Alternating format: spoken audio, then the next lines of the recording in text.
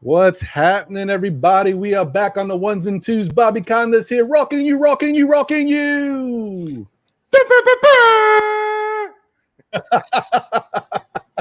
ain't got Jose, How many people? I gotta hold it down. Yeah, man. Yeah, exactly. We got to make our own sound effects. How many people on the East Coast remember Bobby Conda's rocking on the ones and twos? I think he still does something very late at night, like on some weird hour that I don't catch him. But yeah, man. Back in my day, growing up, Bobby Conda's on the ones and twos was pretty dope. Yeah, man. Yeah, man. And then let me say, bro, before I just before I say hello to John, these new headphones, listen to that intro is bussing with these joints, man. I'm hearing the bass all through these joints. I'm like, hey, you can't hear nothing else around you. What up, buddy? How you doing, man? I'm chilling, man. How are you? I'm good. Looking forward to it. I am good. Do you guys know where you're at? You don't, right? You don't know where you're at. Boom, now you do. The NBA report with Ron and John. Here we go, man. Thank you guys for tuning in. Appreciate y'all for rocking with us as always. Thank you guys. Much appreciated. Shout out to the chat. Shout out to the early comers. In David L, JJ, C-Mac, Dwayne Dennis, Deron Wayne, Infamous New King, Chef NYK, Greg, White Falcon, Wendell Hunt, Fat Boy, Malik Shabazz. What up, Baz? East Blue Drew, Brooklyn Butch. What's going on, y'all? Appreciate y'all. Thank y'all for tuning in as always. That's a fact. Yeah, man. Cormega's in the building. What's good? Yes, sir. Thank you guys for being here, man. We appreciate y'all. You know the love. Johnny Davis is here. Yo, man, that jump shot is sweet. I'm gonna get tired of using that joke because I know you're not that Johnny Davis, but I wish you were. Right. What up, Lily? Lily Phillips is in the building. A la Wise. GSEV 229 is here. Geraldine McIver, the first lady of Still Knicks fans, is in the building. Repping nothing but Knicks. HP Carlos is here. What's going on? Quiet Money. I'm glad, man. I never forget Quiet Money. You took a little hiatus for a minute and you back, man. Now you everywhere. I appreciate seeing you, brother. It was good to see you. And hopefully we see you on opening night for the NBA opener for the Knicks in the Garden. I hope you can make it for that. I gotta break open my piggy bank to attend that one, man. Ralph Petito's in the building. Louisiana Knicks is here. Good to see y'all, man. Knickerbocker is in the building. Yeah, man. So, guys and ladies, whoever may be here, we still here. It's a saga, man. It's a saga. First off, let's get to the stuff that we know, and then we'll get to a couple other things, the unknowns, right? First off, there was a trade that was made around the NBA yesterday. Now, I hate these trades because they're official, but not really official. Like the NBA hasn't announced it, but then you got all these other insiders that you believe announcing the trade is done. But we haven't got like the official thing from the NBA, but pretty much you could assume it's done. Utah Jazz traded Patrick Beverly to the Lakers for Taylor Horton. Here's a who. Yeah. I love saying that. Yeah. Taylor Horton. And they also picked up what's his face? The heck did I just close it? Stanley Johnson. That's right. Stanley Johnson. So they got Taylor Horton Tucker And I always thought it was Taylor, but it's Talon Horton Tucker, and Stanley Johnson. So Stanley was on a like a 10-day contract, right, with the LA or something. He got picked up as a initially, when they first got it, and he just was balling out. It's weird though, because ever since that time, I don't know, and I think we talked about it before on a previous NBA report. He's kind of been a little phased out over there. I don't know what happened. He seemed like a good kid. It's contracts, man. It's a business. I guess that's what it was, man. It's a shame because the kid has talent. And surprisingly, you would think that would be the type of guy that LeBron could really bring the best out of, but for whatever reason, I don't know, just didn't seem to work out. And Stanley Johnson, I mean, you guys know Stanley Johnson is going to be, at least in my opinion, I could be wrong, seems like a type of journeyman role player that might, go from team to team. Maybe he'll stick somewhere for a little while, but he seems like he'll be the type to move around the NBA throughout his career. He does add value, but it's very workman defensive based and things of that nature. So it's a interesting little pickup for them. Who knows if they'll even keep him? But I think the Taylor Horton move is one that they could, Utah could keep him on the team. Yeah, he's young enough. He's like in his early 20s.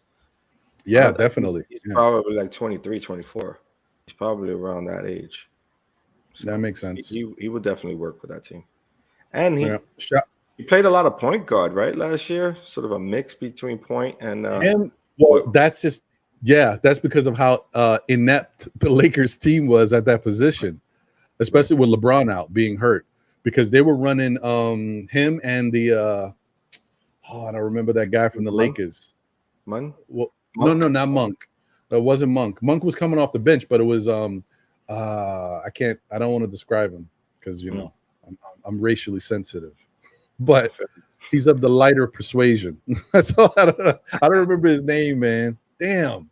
Well, the chat's in here. Let us know who. Yeah, do you guys remember who was running the point for the Lakers when LeBron was hurt? Outside of Westbrook, I know about Westbrook, but it was another guy too. Anyway, shout out to you guys. Foot and feet shoe cleaning luxury shoe videos. Let's go Knicks. All right, I'm gonna put you up because that name says it all, man. Foot and feet shoe cleaning luxury shoes and videos. Okay, I like it. Thank you for being here. Pudge Nice is in the building. I think I said that, but I may not have. Jay Boogie is here. What's going on, buddy? Let's see. And I always like to read what Jay Boogie says because it makes me feel good. He says, good evening to the chat. Blessings, health, safety to you all. Where else can we get a better NBA report than from Ron and John? Salute, salute, salute with the 3 capital S's. That's right. Thank you, Jay Boogie. Appreciate you. Zay the Mayor 225 is in the building. Frank Matos, used to call him Sasso, is here. What's going on, buddy? Il Maddox is here. Tracy Shipman is in the building. Akuma's in the building. Sincere the Genius is here. Slang Tang is here. Dripmore is in the building. Neville Humphreys is here. Roberto Mendez is here. All right, I'm gonna take a chill now, guys, because the chat is starting to fill up. But I just want to give y'all some love. Anyway, so John, what do you think about that trade for the Lakers? And let me see if I can. I'll see if I can pull up the Lakers roster, see what it's looking like. Yeah, what do you think about that? It's a great trade, man. I mean, it's a smart move by that team, and Rob Pelinka. I mean, you would, someone like Patrick Beverly is going to come in being sort of a pesky individual on defense for that team. And that's sort of what they need. He brings leadership. He brings a defensive-minded, approach to the game.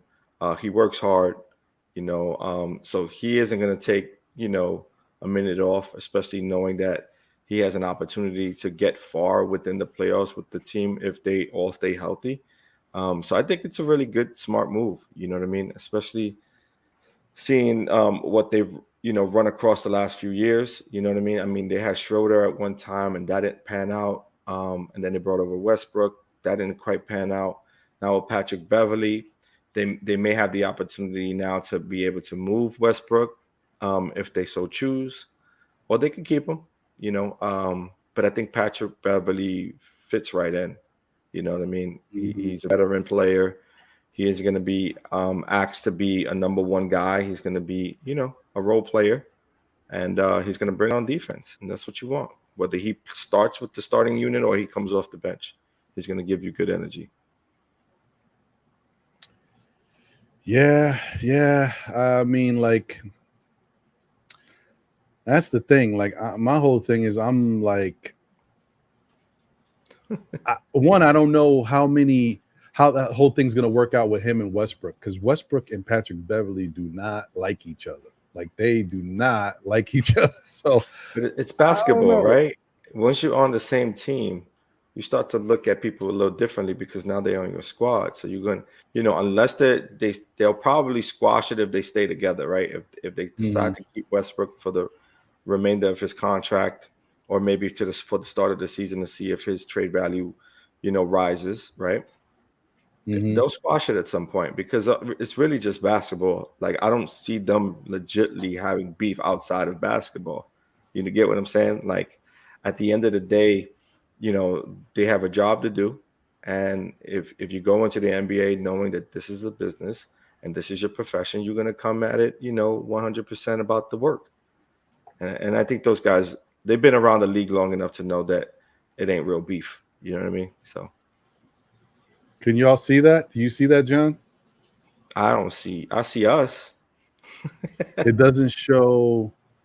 No, I'm not seeing. Are you sharing the prompt? I don't see it. Oh, I guess I see. You gotta. Okay, it doesn't do it automatically. Oh, that's funky.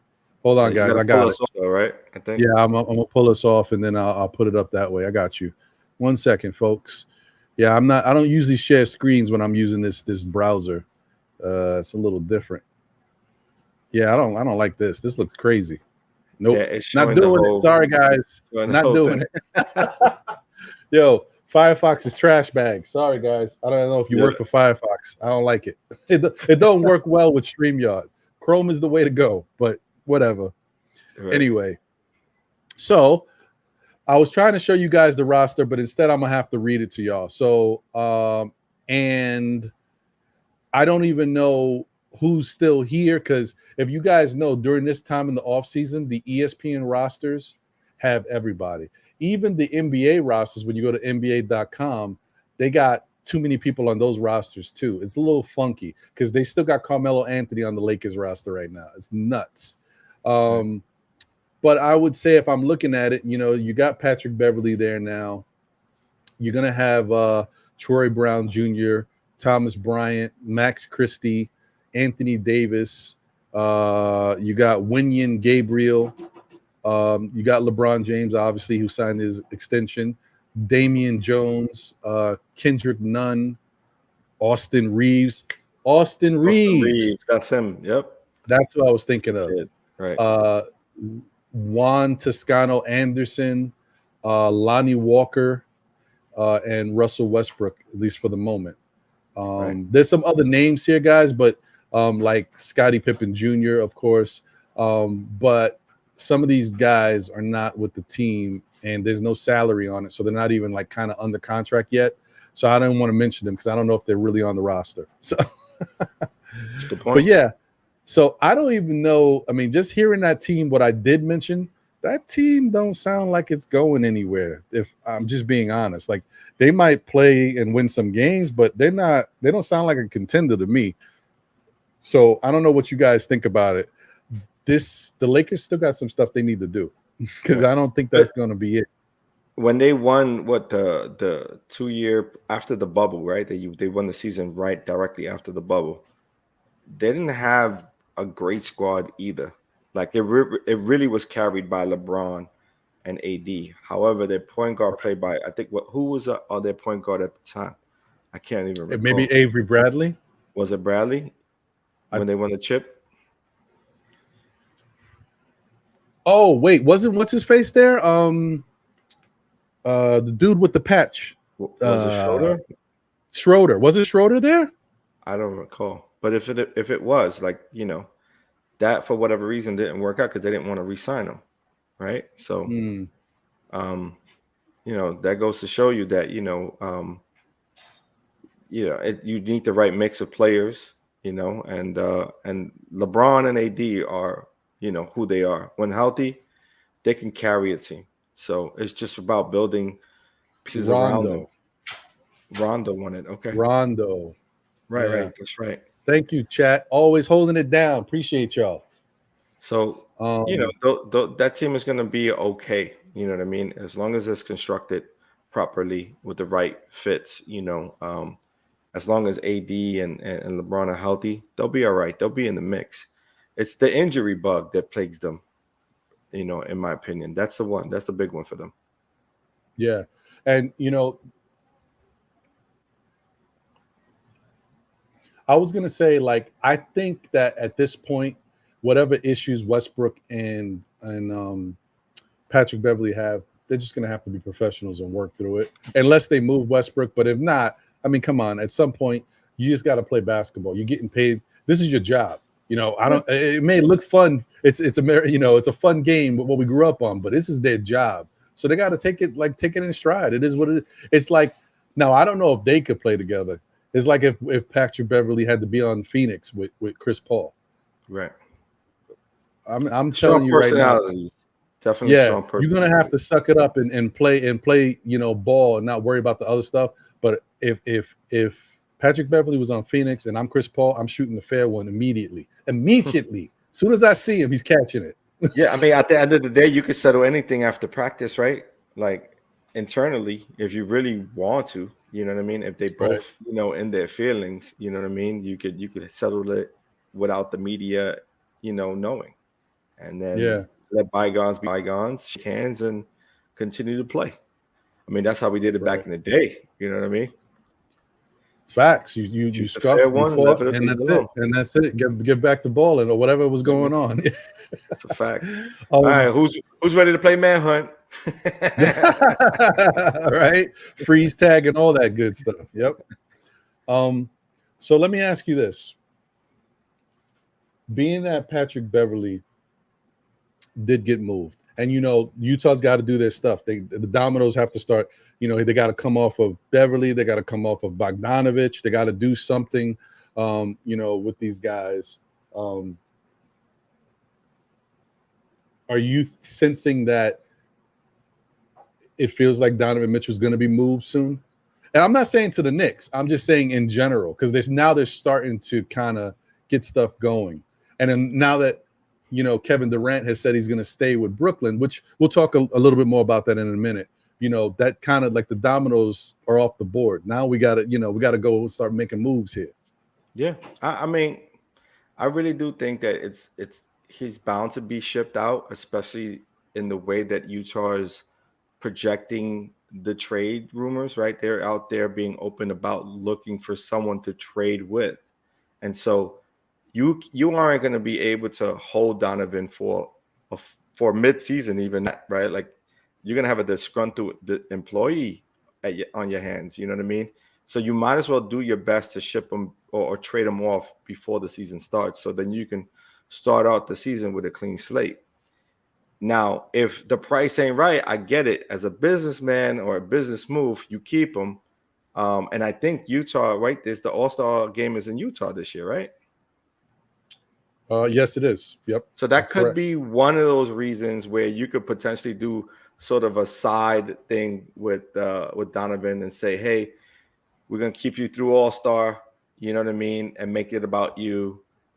And maybe that helps. But outside of that, I don't see them starting the season with them. You know what I mean? And whether he goes to New York or he goes to wherever he goes, I think they'll try to ship him out if they can before the season starts.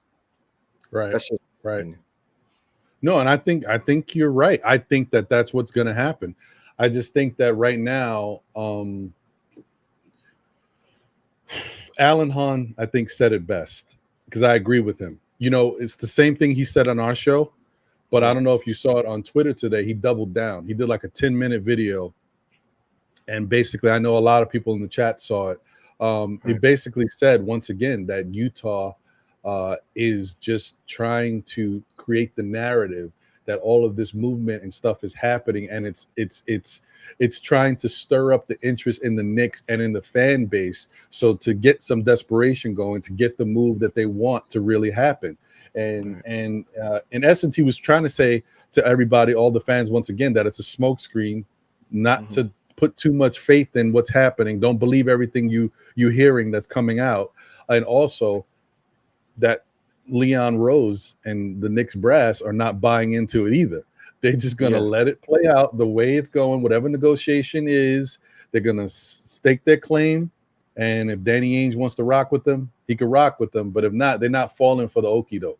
He doesn't believe that any of this is really true. And in the end, we all kind of know, like, it's crazy to even think about it. I said it before, like, it's weird to hear the Knicks in a position of power. Yeah, like, we don't often see this, especially when it comes to assets. Yeah, it's been a long time. Still, it's great. It's great. So, I mean, hopefully we can get it done. But I also want to say that as a fan, though, we are a very impatient bunch, right? Oh, yeah, of course. Right. Especially as not even just fans, but Knicks fans. Who's more impatient than a Knicks fan? Yeah. Mets. No, but, you know, they're right there. They're right there. They're right there. But all right. It's close, though, you know, like, and I get it. You know, you need to see a winning, you know, roster, a winning team, you know what I mean, in front of you before you can sort of calm it down a bit. It's been so long that we haven't had a viable team in New York that, you know, at least year in and year out, you know, like we had a shot with Carmelo like 1 or 2 years, maybe max, and then disappeared, and they couldn't build around him for whatever reason. And then, you know, we had some runs, you know, here and there, but it hasn't been sustainable, not like the 90s Knicks, right, where it was sustainable. It was like year after year, you can expect them to be in the playoffs. And I think that's what all Knicks fans are clamoring for, so they would want to make the move. And I understand the idea of saying, you know what you want, you go get it regardless of what it costs. I get that. I totally understand that. You also have to weigh the odds as a business that you can't give away everything for the sake of one player, because you need to build around that one player that you're bringing in, and you got to continue to build for the future. Can't mortgage the future, right? You can't go on a liquidation of assets, right? You can't just be moving folks just to move them.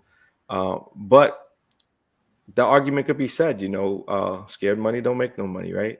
Like we all know what that is. So listen, I'm good either way. I'm willing to be patient and let it ride out and see, you know, how this plays out. And if it doesn't play out in the Knicks' favor, then it looks poorly on Leon Rose, to be honest. That's really the only person who's going to be on the hot seat at that point, right? So it's his for the taking, whether he's willing to take it or not. Yeah, I agree. And I think Knicks fans, I mean, I think not even just Knicks fans, I think around the NBA, people are just kind of like, even if it's not really affecting your team, you're really kind of a little sick and tired of it. Like, you want, okay, Donovan's on the move, let's move him. You know, if he's not going to the Knicks, he's going somewhere. Like, I think people just don't, you know, it's only so long you could kind of drag something out where people can be patient.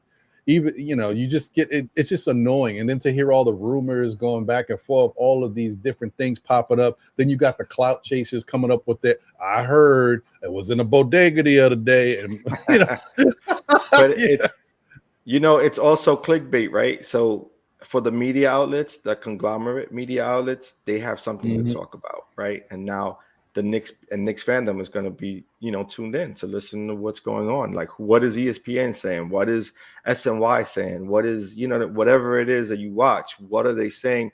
Are they speaking about the Knicks? Are they speaking about Spida? Like, that becomes the headline right now, especially more so that, you know, we know KD ain't being moved. So the next man up is Spida. You know, Donovan Mitchell is going to be on high alert. And so, you know, it's only August. I mean, we're at the back end of August, right? So September, then we got October. The season don't start till somewhere around late October, November, right?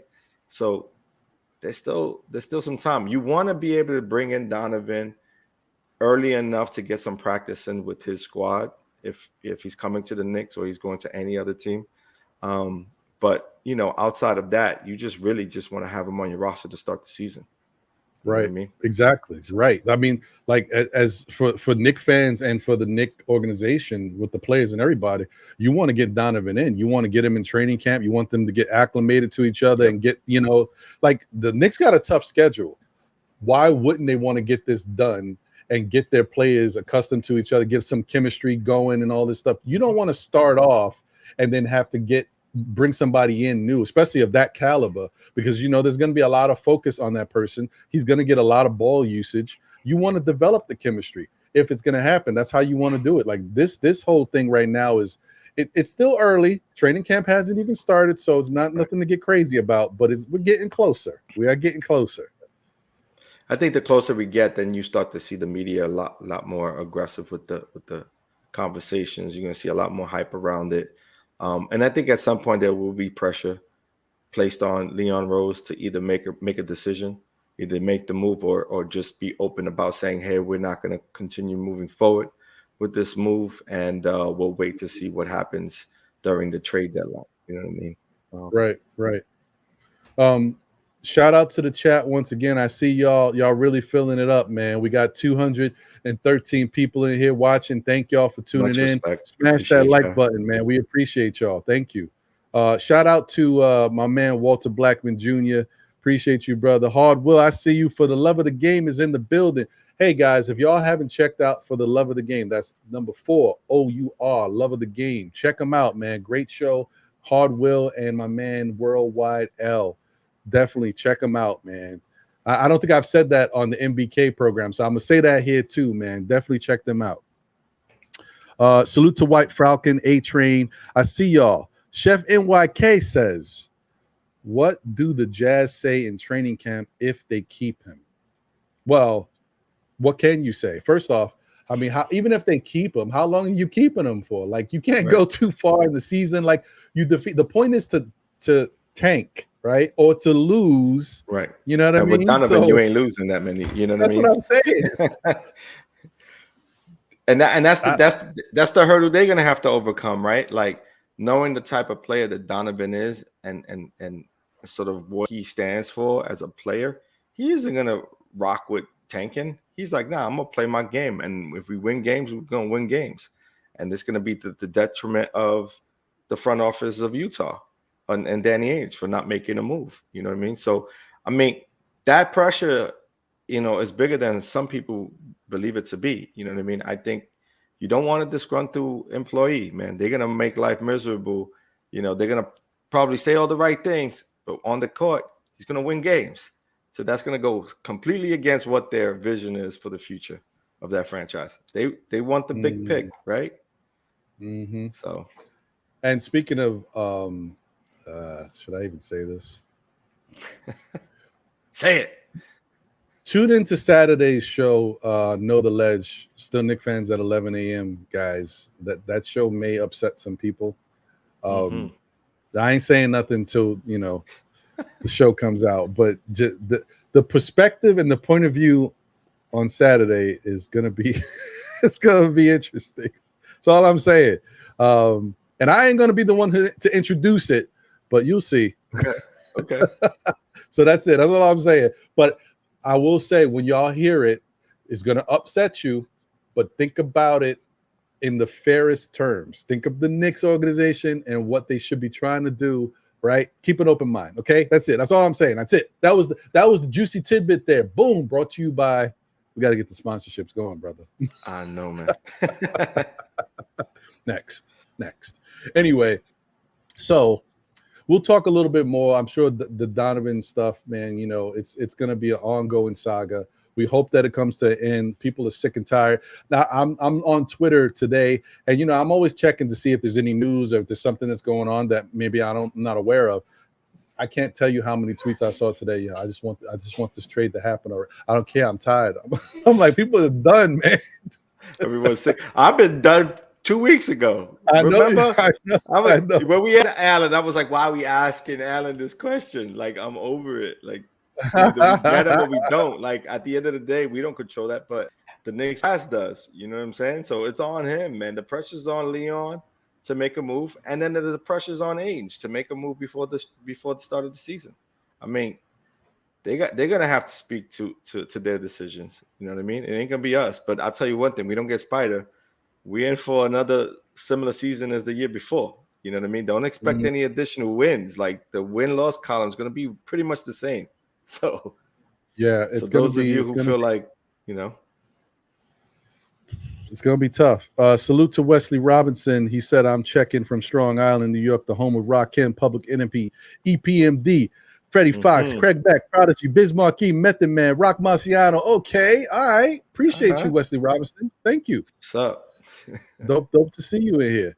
So let's just touch on, what's going on with Brooklyn. I'm not going to take a lot of time with it, but obviously, you guys know by now that Kevin Durant. I don't know. Kevin Durant has decided to stay with Brooklyn. Sounds like how he acts for the trade, right? He was like, with T. Hi, my name is Kevin Durant, and I would like to trade out of Brooklyn. Yeah, he seems very high maintenance. Anybody who makes a bogus fake account to get his views off. All right, I'm done. I'm sorry, guys. Like, I can't talk about this guy. So I can't stay impartial. I'm sorry. All right, okay. Anyway, let me put it back. KD. All right, Kevin Durant decided to stay with the Brooklyn Nets. He rescinded his trade offer. He's trying to make it work at least for this year. And he ain't got a choice. That's what I understand. He doesn't have a choice. They're not moving him. Yeah, like I'm gonna stick it around for this year, bro. You sticking around as long as they want to keep you. As long as they ain't got any other teams willing to pay the price, the heavy price tag, you're staying. That's just what it's going to be. You sign on the dollar line. That's what it is. Suck it up. Put the big boy pants on. Suck it up. Stop being butthurt. Yeah, I mean, that's what you got to do. You can't be, it is what it is, man. You just got to deal with it. It is what it is. You jumped out the window. You try to make a power play, and the power play backfired on you. This sometimes it happens. That's what it is. So life. I mean, if that's the toughest thing he ever has to deal with, ooh, you know what I mean? God forbid. Listen. I don't expect him to say anything about it either, or even to say, look, I wasn't happy with the structure of the organization at the time. The direction of the movement wasn't where I thought we were going. So I wanted to try something and go somewhere else. But, now I can see that, our stars are aligned. The people speak. They'll start coming out with some stuff. Yeah, now we're on the same page. I think we both have the same vision, the organization and myself. I'm like, yeah, I don't want to hear. Imagine if he did, though. Imagine if he did do that. He should have did that. Like, he would have probably played it. It would have probably played to his favor. But he ain't that type of individual. Wait, did you just say that Kevin Durant should have came out and did something publicly in a respectful, honorable, classy manner, professional manner? No. Not the same guy, not the same Kevin Durant that said he never intended to go to the Knicks. I don't know where you heard that from. I was never considering. They were never on my list. Not that guy. Whatever. Anyway, sorry. I cannot be impartial with that dude. I can't stand him. I'm sorry. And you know what? Because I can't stand him so much, one day, mark my words, I'm going to wind up meeting this guy. It's going to happen. But it's cool. Mark my words. One day he might be a Knick. Don't say that, bro. Don't say that. And then we're going to be like, how do I cheer for this guy? No, man. Nah. I'm good. Well, anyway, so him deciding to stay with Brooklyn puts Brooklyn in a situation of winning once again. Because when you go down the line of different players that Brooklyn has, they've got a pretty interesting roster over there that can compete. So, it's wild. If everyone plays. Right. Correct. They went from being so dysfunctional that they might have to trade Kyrie, trade KD. Ben Simmons will be out there on an island by himself and not know what's going on. Right. Now they get them both back. You got Ben Simmons, and hopefully he plays well. You get Joe Harris back. You got Cam Thomas. That's a big one. He was super. You still got Steph Curry. Right. You still got the Drummond is gone though, right? Drummond is gone. I think Drummond is gone. He probably is gone. I think they probably had him on a lease, and then Griffin hasn't signed again. not yet as of yet. So those are some key pieces that they had. But Steph, the rest of that unit, and then they picked up someone from what's his name, Royce. Oh, they got Royce O'Neal. Yeah, O'Neal, Royce the right. 5'9". Right. They got TJ Warren. They got TJ Warren. Solid. They have Seth Curry still. Yeah, Seth is good. They still got Patty Mills. Nick Claxton re-signed.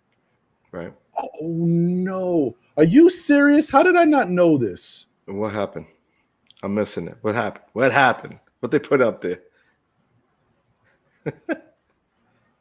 But he's not going to play. He's got to go to the G League. Yo, the Nets got Alondas Williams. Oh, really? Okay. I like Alondas Williams. He won't play. I didn't know that they got Alondas. Nah, he's not going to play. He's probably going to go to the G League. But that pisses me off. I'm upset about that. Just hearing that. The Nets got Alondas Williams, and we got I'm not going to talk bad about our Knicks players. I'm sorry, guys. My fault. Throw away. Damn, I can't believe that, bro. I'm pissed off now. I'm cool. Anyway, so basically him doing that puts the Nets back in contention. Obviously, that takes these guys all off the board, and now the high prize possession out there, if people are looking at making an acquisition, is Donovan Mitchell. So, you guys know how this is all going, and that's pretty much the goings on of like transactions and stuff around the NBA. Nothing else has really happened unless I'm mistaken. But that's pretty much all I know about when it comes to any trades or signings or any free agents that are left, because the crazy thing is you still got guys in limbo out there. You hope that it's starting to open up now, but Colin Sexton is still out there unsigned. Yeah. Now, he does have an offer, and he's probably the biggest, I would say maybe the biggest free agent, because you got Carmelo out there, but Colin Sexton is, right. So Colin Sexton has a 3-year, $40 million offer from Cleveland right now that he's has on the table. Obviously, someone else can match that offer, and that's not really a hard offer to match. I'm surprised no one has jumped on that yet. Right. To be honest, shout out to Ron Wayne, who put Drummond signed with the Bucks. That's a good signing. Ooh. That's a really good signing. Yeah, that isn't that. Damn. That's interesting. Yo, the Bucks having Brook Lopez still. They've got Bobby Portis. And Drummond. They got a nice, formidable, that's deep bench right there. Yeah, man, that's crazy. I don't know, man. That's when it goes back to the whole thing that the teams that you want to say, maybe have faltered a little bit down the stretch in the playoffs this past year, they're going to be right back there next year. Yeah. Right back there, easy. Right. So they have a window for Giannis, right? He has a window, and they want to take advantage of that window. So you could see a couple of more moves done by the Bucks before the season starts, to get some shooting out there. But that's going to be a big one. Drummond is beyond watch. To some, he may feel like it. Oh, okay. He's gonna do well, especially if Lopez went to Toronto. I see that. Thank you, Shashamane, international official. Appreciate you. And Kep Giggles said Drummond is beyond wash. Well, I mean, listen, Drummond had some nice games off. He's a really good rebounding scoring. Was he starting for them? Center. For whom? For Brooklyn? He started a few games. I believe he did take the starting gig. Yeah. They didn't play around him either. So, but he's a really, really strong rebounder who can pass the ball for a big man. He's not your typical big. He can hit some threes, which is good because he's already worked on that as a part of his game. He's good talent, man. They just got to work him in the system. I will say that as far as a scoring option, he's probably a little washed. He does have his moments, though. He had a couple of nights out there where he took it to the Cavs and took it to a couple other teams. If I'm not mistaken, I believe it was the Bulls or Miami. Miami, I think it was. He has some moments, but he's definitely not who he was before. That is very true. Yeah, but also not being the number one option, right? In Detroit, he was the number one option. Right. Different. It's always different when you get the touches. Different. Yeah, you get the touches. If the game is predicated by you being the lead option, you could do a lot more in the NBA, right? Especially if you have the skill set. But Right. I think he's young enough that he still ain't washed. I think that's an oversell right there. But I think he's still young enough to say that he could be formidable with that Bucks team. Mm-hmm. But again, difference of opinion.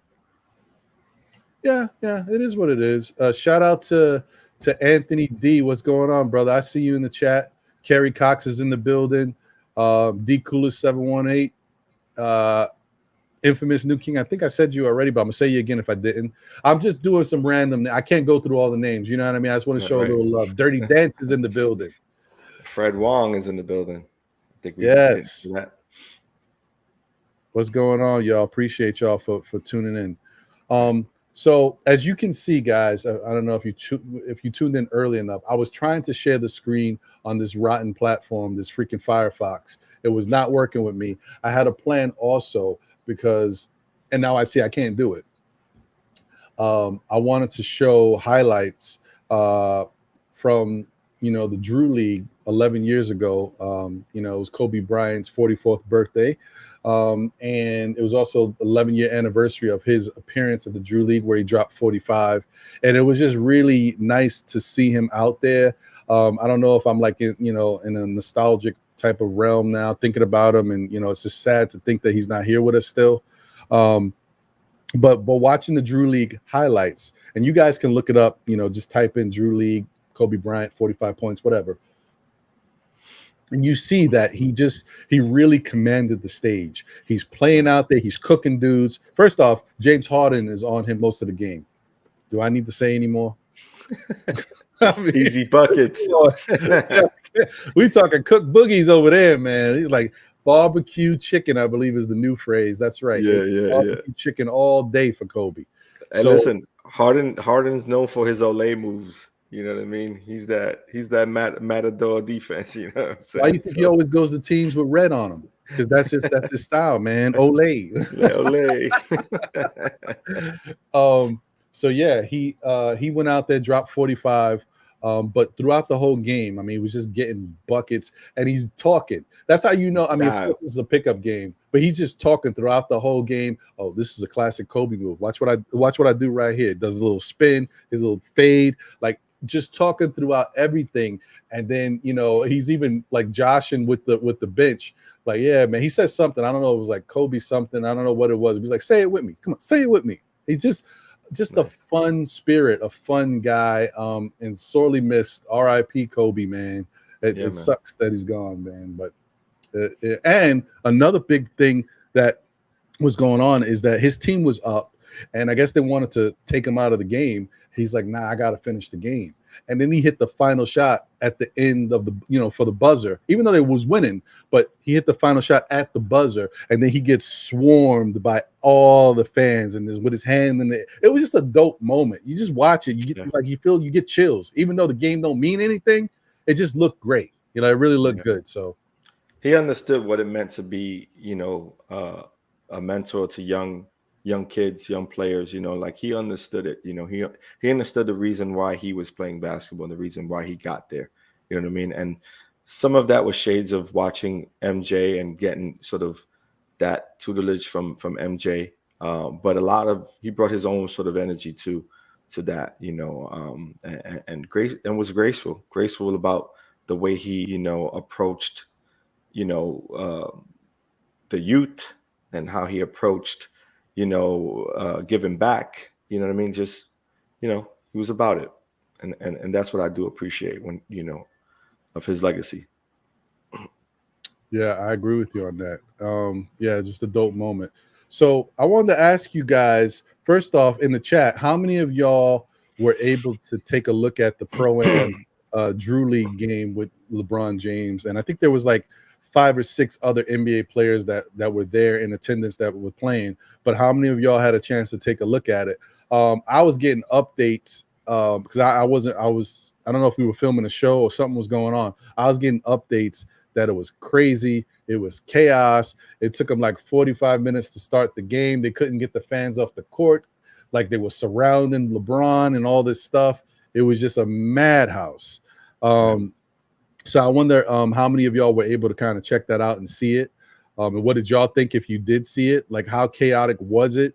Did it look like something that maybe the officials who are running these pro-am leagues really need to take a look at? Because the Drew League is like one of the best leagues run, and that's why it's been around for such a long time. So they don't play when it comes to that league, but even them, they were having issues with controlling the crowd, and they were trying to make the best of the situation so it didn't get out of hand. But I'm just wondering what you guys think about these pro-am games, because I've heard that other games are unruly. I know Sim went to the Brunson League and saw IQ. He was there for like the whole weekend, and he said that they had a lot of chaos in how they were doing things. Security was charging some people, some young kids, money for a free event. Like it took them like an hour to get into the venue. Stuff like that. Like, I'm wondering what you guys think about it. Is it maybe time to really start regulating these type of events differently and get a real structure involved? Maybe there's a little too loosey-goosey out there with this stuff. It's tough though, man. Those because these tournaments are built by smaller orgs, right? Like it could be a one man, sort of being division for a tournament and then gathering a few family members and friends to sort of work out the leagues. And then over time it starts to grow, and then you have to start figuring out what is the security situation around this league. It's not that easy, you know what I mean, to put together, especially when a league like the Brunson League, for instance, has grown really rapidly over the last few years. I want to say it's been like the last 5 years where they've started to receive notable players. So that's very difficult to do an event that large, especially if you don't come with the experience of running larger events, you know what I mean? And it's not only, it's really good for the city and the neighborhood that those leagues are in, but also you want to still keep the you want to keep the crowd in it, right? Like, and that's the thing. That's what's so great about the Rucker. Like, you're sort of fenced off and you're blockaded out, and there's some police presence there. You know what I mean?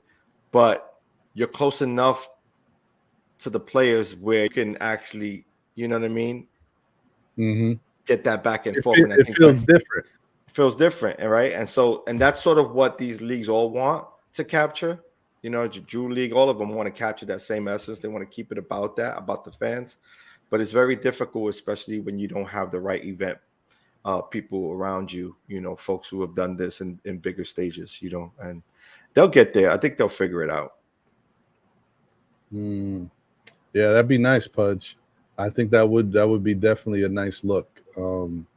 Yeah, I think. Well, the Rucker is what that is, right? Wouldn't that be?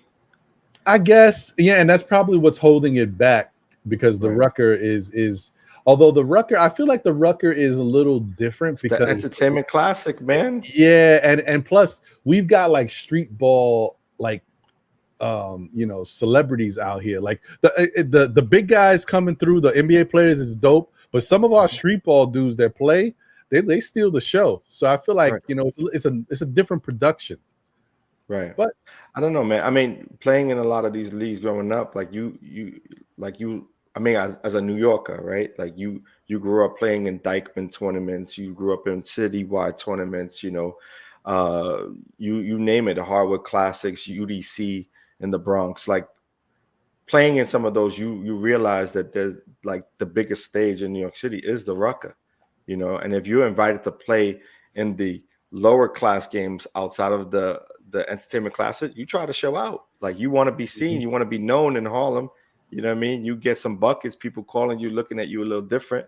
You know what I mean? And you get your nicknames thrown at you, and hopefully if you get your skill up, you can play at the entertainment classics. So I think New York is solidified already. I don't necessarily think that we need more and more tournaments. I think we have enough tournaments. It's just depending on where you're at. Like Fort Greene got their own tournament, ran by the Gibson Foundation. You know what I mean? So like there's a lot going on in New York City. You just got to be, open to traveling through the 5 boroughs to catch it. And shout out to Craig. Actually, he was the one who was kind of hipping me to what was taking place. Appreciate you, brother. He said OT was ghetto fabulous, and Chet Holmgren is put for the entire for the entire Out for season. the entire season. They are using towels, etc., to wipe up sweat on the court. It was bad. Yeah, man. Listen, I don't know. I don't know what was going on over there. I want to get into this. Actually, we'll talk a little bit about the Chet situation. Hold on. Don't be saying this stuff to me, Kerry Cox. Hold on, V. Don't get me all hot and bothered. There's a Kai Soto sighting. What? Nice. A video will go up tomorrow. Don't play around with my emotions, Kerry Cox.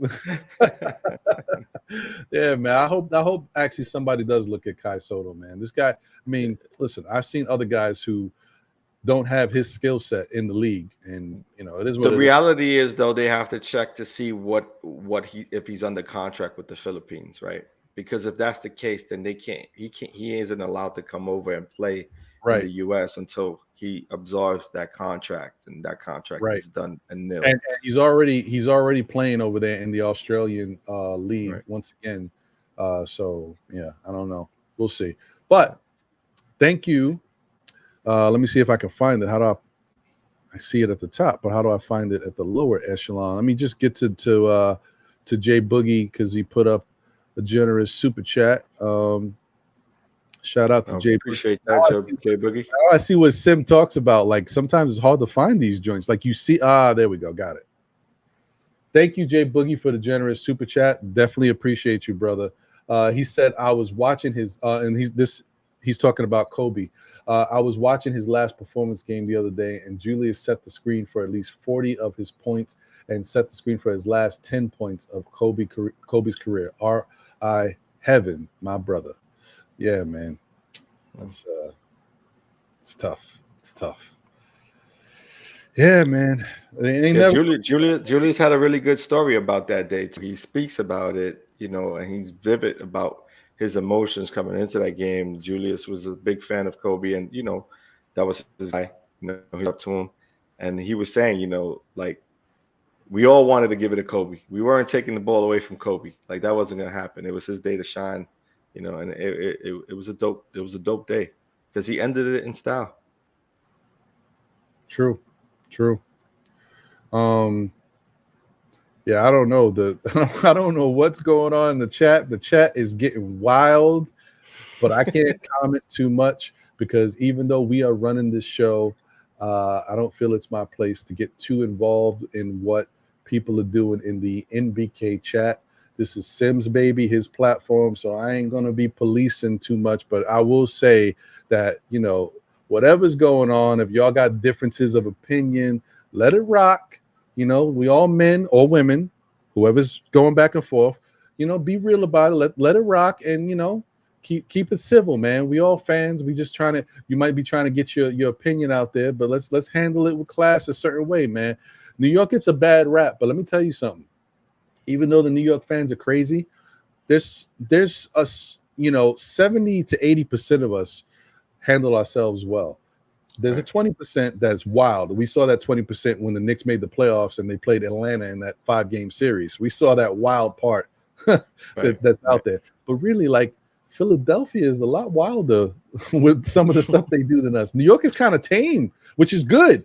I'm just saying we a little bit more tame when it comes to it. Let's react and act that way in the chat too, y'all. Come on, man. Let's keep it right. Yeah, we already know. Real recognize real, so that's what it is. You know what I mean? Yeah. Shout out to Worldwide L. I see you, buddy. So I wanted to get into the Chet injury. That's a tough one. This brings up a tough one, John. And this is something that I think a lot of NBA players are going to look at, right, going forward, especially rookies. Like, I mean, because Chet's season is over. He hasn't even stepped foot in an NBA. Is it official though? Is it official? Because it was a foot injury. Wow. No, it came out of OKC. He's got ligament issues. Damn, that's tough. That's like, I thought it was bad watching Julius Randle play his first game and get hurt in the first game and be out for the season. Right. To me, that was bad. It's bad to watch it. But it was in the NBA. Right. This Chet didn't even get a chance to step on the NBA floor and play a game, man. That's horrible. Not even a preseason game. Right. You know what That's that reminds me of, and I don't want to jinx the kid because I want to see him get better and come back next year strong. But you know, the kid from Portland who never set foot. He was a #1 draft pick. Oh, Greg Oden. Greg Oden. What you talking about? Yeah, Greg Oden. Yeah, I think it was Greg Oden. You know what I mean? Got hurt in the offseason. Then, you know, and he dealt with injuries his entire college career, but got injured in the offseason.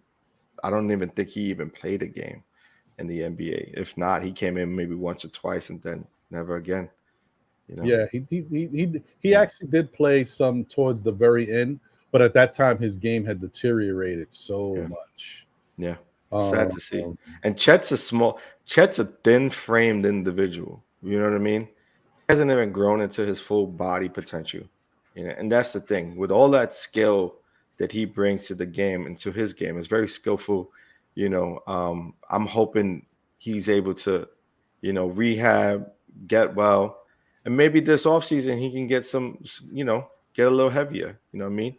While you're waiting in the wings, start eating some mashed potatoes. You know what I mean?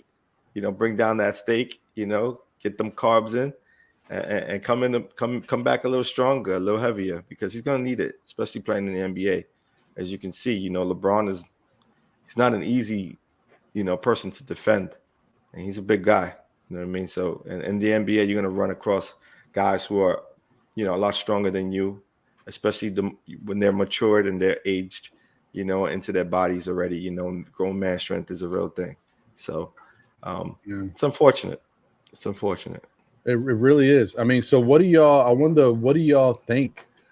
Because I think that, like, seriously, that's something that some of these NBA players are going to really start to look at. Like, you want to be there for the fans, and you want to entertain them, and you want to give them that opportunity to get to know you, know your personality a little better, to be around you, be in a more intimate, closer setting. So that, I mean, this whole thing is also good for building, you know, the brand of you as an NBA player, like fans getting to really know you and you become their favorite player. Oh man, I was at the Pro-Am game. I got to meet Chet Holmgren. He was mad cool. He was taking pictures with everybody.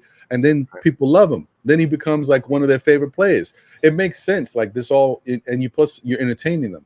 But then the flip side is now you're affecting your livelihood, man. Now Chet, I mean, he's going to get paid, but you know what I mean? Like, yeah. You could be affecting me down the line. Like, it may not even be right now. You could be affecting my next contract. What if Chet never gets? He may not heal proper, right? Like, that's what I'm saying. You got to be able to heal properly, and you know, and take the next step. Because what usually happens with foot injuries or any leg injuries is that you compensate.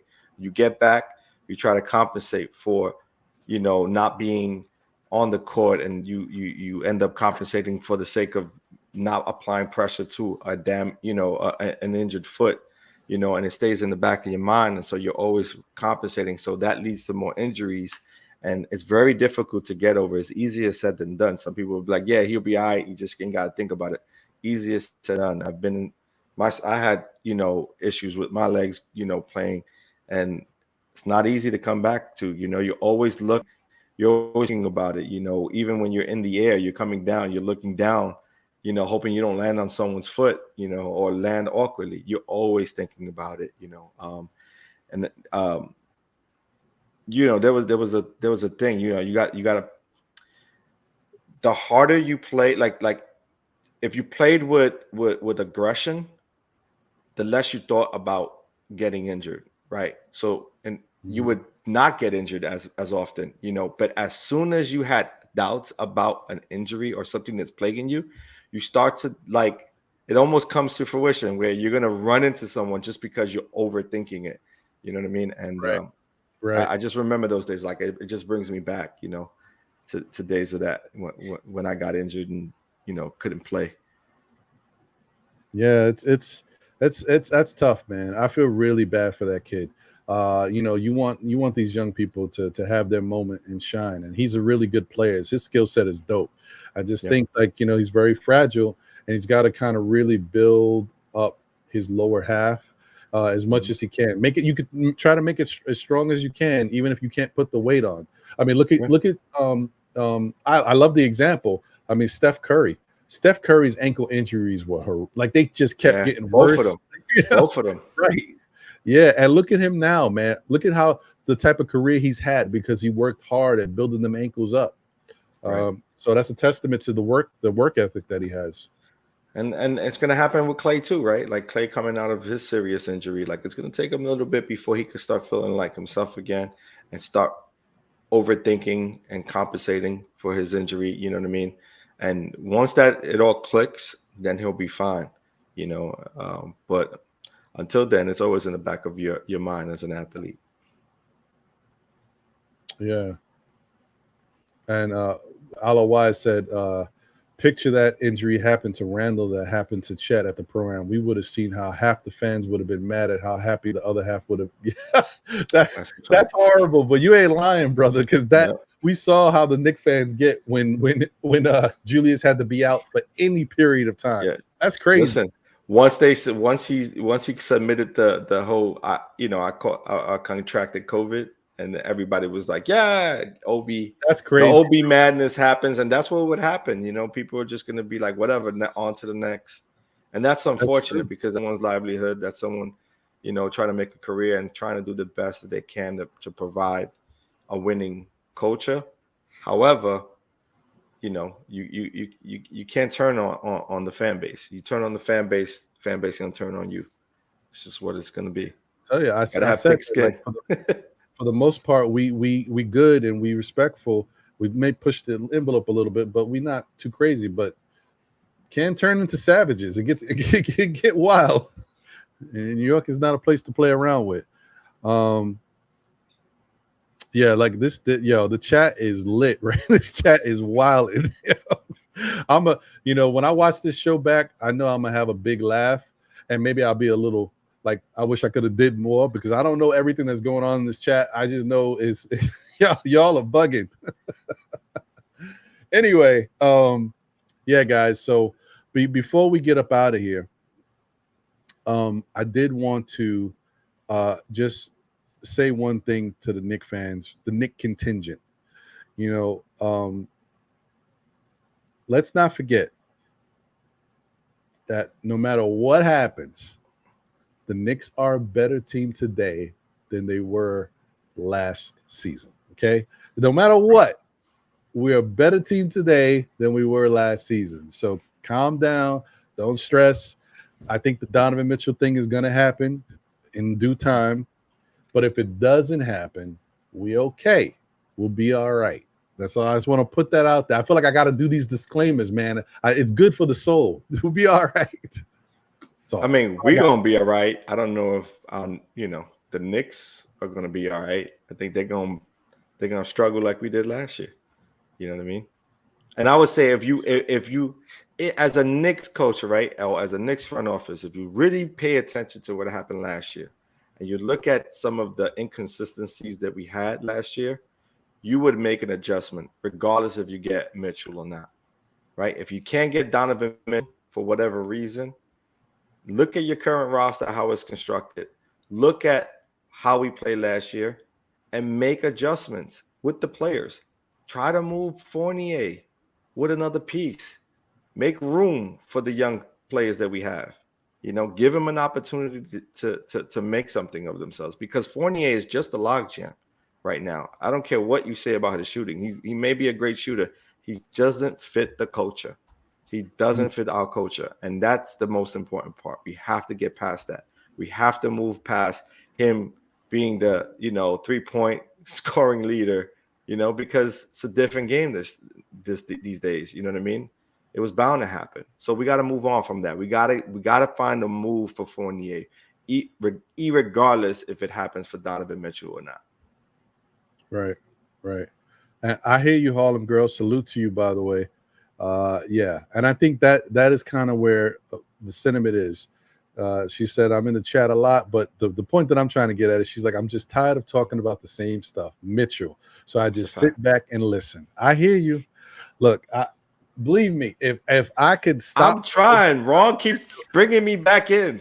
I can't help it. I got to talk about them because something happens, and I want to make sure that you guys are aware of what's happening and maybe how it one thing might be impacting something else because it's plausible. Right. But believe me, I really don't want to talk about stuff unless I know it's happening. I'm sick of it myself. I'm tired of it. That's why I've been kind of staying off of Knicks Twitter and the spaces, because I just don't want to get into the conversations that that's what people are talking about. So I get it. I'm trying to stay away. Before we go, let's give our Knicks fandom a little something. So let's say Donovan's out, right? Not even a part of the mix. Who would you package with Fournier to get him out of here for whom? What's a player that you would be interested in going after on a trade? Package Fournier for me. Interesting. I mean, I could tell you right now. I mean, that don't really. I mean, it's not sexy. It's not like he's gonna, you look at him and say like he's a game changer. But if the Knicks could somehow get Keldon Johnson from San Antonio, I know they signed him to 4 years, $80 million, but I'll take that contract, man, because I like Keldon Johnson's game. I'll take him over Fournier. No offense to Fournier, but that's what I would do. Package Fournier for the money, and who else? Maybe one of the the protected, maybe one of the protected first round picks for Keldon, and I leave it at that. And Fournier, that's it. I don't know. I mean, I don't know another player. There's still gonna be a logjam. You need at least 2 players. Yeah, but I just don't know if he's worth. Come on, man, be out there. Come on. Give me some. Deuce. Give me some more. Deuce. Give me some more. It would be Deuce then. Deuce. It would be Deuce. All right, let's go there. All right, I'll say no more. I see first round pick for Fournier. You know what I mean? I hear that. Yeah. But you know what I mean? Like that's the stuff. That's the conversation I want to start having. Who can we move for Fournier? Let's move Fournier. Forget about Donovan for now. Who can we move with Fournier? Let's make that the next, let's make that the hype talk. Let's make that the talk of the town. Who can we move for Fournier? Right? With Fournier for someone else. Who are we looking for? SGA? Would you do that? I would. I like SGA. Who you giving up? Who you giving up? Now, Fournier and who else? SGA is another story. SGA, you got to pony up a little bit. All right, who you giving up? It would take a first round pick. It might even take one of them unprotected. So you might have to give up one unprotected. You're not gonna put in another player? Oh no, you have quickly? To. Oh, I'm not done. Okay. Yeah. Okay. It would have to be Fournier, quickly. Maybe they would take a Cam. I don't know, but you need you can't like Shai Gilgeous-Alexander is a good player, and right? He can light it up. You gotta be somewhat fair in it and think about who you're dealing with too. Okay, see, they want to get paid. they got assets, right? They ain't worried about draft picks. To be honest, they're looking for a team they could put in the court that could be formidable, get them into the playoffs. And that's why I said if you're going to give them a pick, it has to be the unprotected pick. They don't want them protected joints. They got tons of them on their own. Yeah. So right. I would say something like that. Maybe Fournier, Cam, and quickly. All right, cool. Let's look at the chat to see what folks are talking about, because I'm sure there's some good ones in there. Let's see. Almighty Finesse. And we're staying away from Spida. We're not even talking about Spida. So let's keep that 100. SGA on the block. Let's see here. I'm gonna put him out there. Okay. I see another Keldon Johnson. That's true. SGA, the backup plan. I don't mind that. That's not a bad backup plan, to be honest. Okay. I mean, it gets you better. It doesn't make you a championship contender, but it gets you better. Right. Kerry Cox said, "Get OG Anunoby." Okay. Who would you give up? OG Anunoby. Is that just draft picks with Fournier? Trey Mann. Okay. Oh, and I'm sorry, Dan. My fault. I wanted to answer your question real quick. You said, basically, should the Knicks think about if they don't get Donovan Mitchell, like tanking for Wembanyama? I'm gonna tell you, me personally, I know Wembanyama has all the skills in the world. He looks like a Kevin Durant type clone, but he's taller. The kid's 19. He's like 7'2", 7'3", 7'4", whatever he is, and he doesn't seem like he's not. He stopped growing. And after what I just witnessed with Chet, I'm sorry, guys. I'm gonna have to pass on Wembanyama. I know that sounds crazy, but I'd rather take Scoot. I take Scoot in a heartbeat. Scoot is the dude. You never know, man. You never know. Yeah. You can never call it with these players. You know what I mean? And Bodega, I see you. I see you saying foolish to trade Fournier this early. Throw up that foolish to trade Fournier this early. You can get more for him prior to the playoffs, just like Mook. Okay, I get you. I understand. I just don't feel like, me personally, and this is my personal opinion, I don't feel like he fits the culture. I don't think he fits Tibbs or the understanding of how we want to play defense. You know, he doesn't fit within the defensive schema that we run. You know what I mean? He's always late to a closeout. You know, he may be a good shooter, but I think if you get him out of your way, pull him away from the Knicks, clear up the log jam, you have the ability to play a player like Cam, who you don't know what he can provide for you. You know what I mean? Or you can lean on Grimes or Quick. You know what I mean? But I just think Fournier right now is a log jam. And with that contract, he's a movable piece. And why not try to move him now, especially if he can't be moved for Spida, or he isn't moved for Spida. Kelly Oubre. Listen to what Kerry Cooper's saying right there. Yeah, smash that's a fact. Y'all. Appreciate y'all. Yeah, plus we're going to be out in a few. You know what I mean? I got a hot date. Very good. Very good. Happy for you, brother. Happy for you.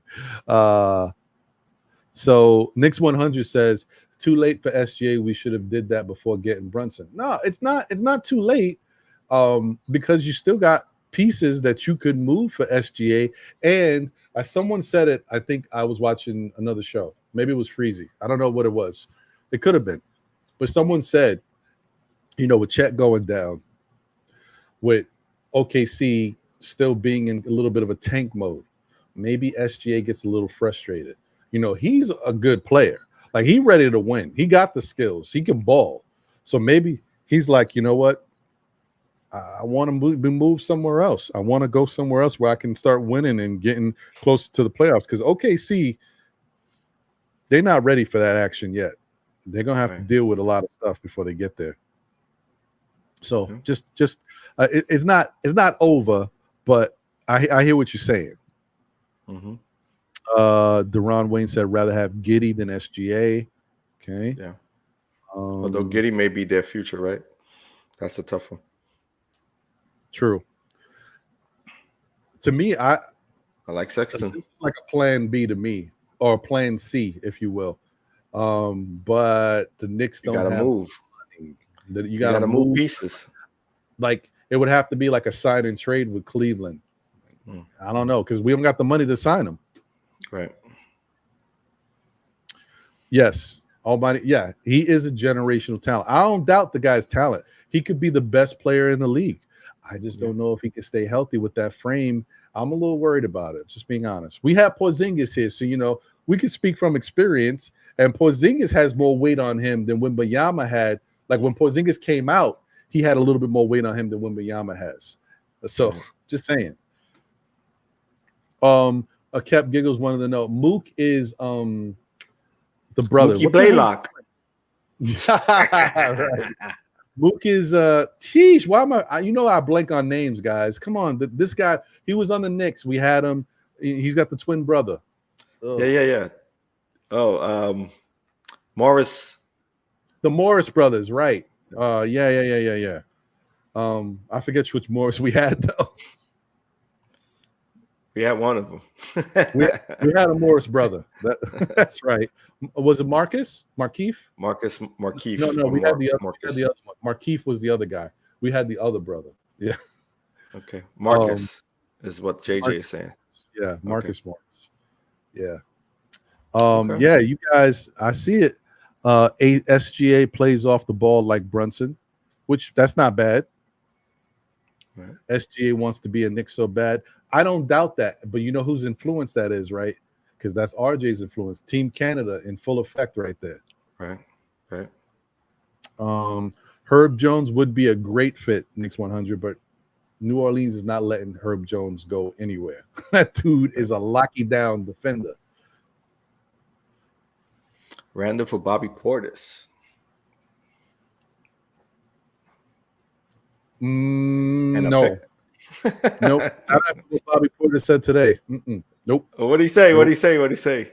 So Bobby Portis had came out before. They asked him a question like if there's any team like a regret, if there's any team that you could go back to that you left. And he said the Knicks, right? And, of course, Knicks fans, thinking that Bobby Portis is a stand-up guy and said something positive and making, once a Knick, always a Knick feel good about themselves. Like, okay, cool. No, but then Bobby Portis came out today and said he was just trolling. If anything, the time that year with the Knicks was the worst year of his life. So I'm like, okay, thank you, Bobby Portis. Good job. Way to go. You might be coming from the Kevin Durant School of Media Training. Wow. That's another shot at him. I can't stop. Sorry, guys. Yeah, but I'm just looking and see if there's anything that came out that just something to think about, man. Just something to think about. They might need a little time to work on that, man. Maybe for the next show, y'all got some ideas. But that's what we need to talk about, man. Until we got to move the needle somehow. You know what I mean? And in my opinion, the Knicks shouldn't just be done, right? We shouldn't say if it's Mitch, it's nothing. I think they need to think about other options, to make this team better. Because right now, as we fit today, I know we got Jalen Brunson, but that's not enough to get you in a play-in. I personally don't think that's enough. But I could be wrong. But that means everyone has to all out, right? That means RJ has to have a season, a career season, right? This year, like his best. And then that means Randall has to, take a back seat to RJ, and be a formidable third option. And then you have Jalen balling out his mind, right? Like that's what it's going to take. And I don't potentially see that. Like it could happen, but not barring what we seen last year. Yeah, that's true. Dan Marrero said, well, there was a report that the Suns are interested in Randall, so maybe we can add Fournier and get Mikal Bridges, Shamet, and Crowder. I'd do it. I would do it just to get Crowder and Mikal Bridges here. I don't really care about it. I would do it because, to be honest, like you clear up some of the noise. Yeah. Automatic, right? Like you clear up the noise that comes with Randall. Right. And then the Fournier, the defensive struggles. And then you bring in a young, solid player, Mikal Bridges. And then a Crowder is a really good player and defender. You know what I mean? So he'll fit right into this culture. Shamet is a throw-in for the money. I would do this. Shamet isn't bad. Yeah, I would do it. He does to almighty finesses. He does provide some shooting. Shamet is a really good shooter. I give you that. Yeah, but you don't even you wouldn't want Crowder starting over Obi. Why would you start him? Because Obi would start. Obi would start. In that scenario, Obi would start. Jay Crowder comes off the bench. He just came off the bench with Phoenix, so you wouldn't start him. That's true too. That's funny that you bring that up. Where is it? I just lost it. Bodega Wi-Fi. He said Vonleh did more for us than Bobby Portis. It's true. Like Bobby Portis looks great now, but when he was with the Knicks, Noah Vonleh did more for us than Bobby Portis was doing, to be honest, if you think about it. But but that would be great, dude. I would do that trade. I actually like that trade because to get Bridges in here with his defensive, that wing defender that we need, and he can match him up with RJ. Yeah, I would like that. You match him up with RJ and Obi because then you give space to Obi. You know what I mean? And then you could still use Cam off the bench. So, and then you still got Quick, you still got Rose. Like, that'll work. If the money's right, though, you got to look at the money. It's the money issue, right? Because I don't know what those guys make. So, but as just to throw on names, I think that's a good fit. Oh, yeah, and the money definitely doesn't work. I mean, if you just think about Randall's contract, then you add Fournier's 18, 19. Yeah, that's going to be a lot of bread. You're going to take somebody back from over there. Suns don't want to give up Bridges. I agree, but let me tell you something. I could also say the Boston Celtics don't want to give up Jaylen Brown, but we see otherwise, right? Depends on who you're getting back. Now, I'm not saying Julius Randle is Kevin Durant. What I'm saying, that Phoenix Sun team won 60 games last year, right? They're not missing much. maybe a Julius Randle is the piece that puts them over the edge. You never know. Right. And if you add Fournier to the mix, another competent three-point shooter, although they do get weaker defensively by losing Crowder and Bridges. And Bridges. That's tough. Yeah. It changes the teams completely. Yeah. So it's interesting. Anyway. All good, man. All Just right, keep guys. thinking about it, man. I just want to throw a little spin to it. That's all. Yeah. I appreciate y'all, man. Thank y'all for tuning in and rocking with us. We just got to let it all play out. It's a frustrating time right now. It's slow news, so we're just hearing everything, and we're lapping it up, man. We're like, give me more useless, meaningless news. We'll take it. We just in that spot right now. But don't worry, it's pretty soon, man. Training camp's going to be here, and preseason basketball is going to be right around the corner. That's what I can't wait for. You and me both, buddy. You and me both. Anyway, you guys definitely always support Nothing But Knicks. Shout out to Steph, the queen. She's on vacation right now. I hope she's having a great time. I don't know if she left already, but I think she did. So hopefully she's having a great time. We'll see her back some point next week. And shout out to the rest of the MBK fam. International Andy, Josh, a.k.a. Uncle Fulio, Tony Crow, Nixon Bruises, the Podfather Sim, you know what I mean?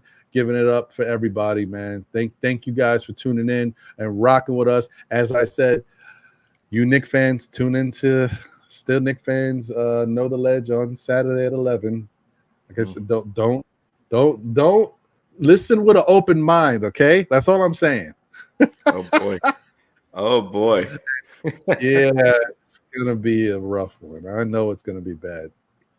And tune in to our Still Knick Fans Weekly Show next Monday. We got a nice guest for you guys. You'll find out a little later, but it should be fun. Yeah, man. So thank you guys, man. As always, we appreciate you. John, final words.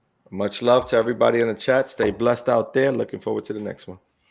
There you go. I would say shout out to my guy Jose on the ones and twos, but he's still on vacation. But shout out to him on vacation, sipping a Mai Tai, a tequila, a pina colada, wherever you at in the tropical isles. You already know Jose does it big. With the pinky out. Right? Yeah, man. Y'all take it easy. As I always say, tell a friend who tells another friend who tells tell a friend who tells a friend who tells another friend. Wow, you say that all the time. You forget. Still Knick fans, we'll be back again, man. Thank you guys. Have a great night. And we'll check you. I'm gonna rock out again with this intro now, the outro, because I'm telling you, in the headphones, this thing is bumping. Run that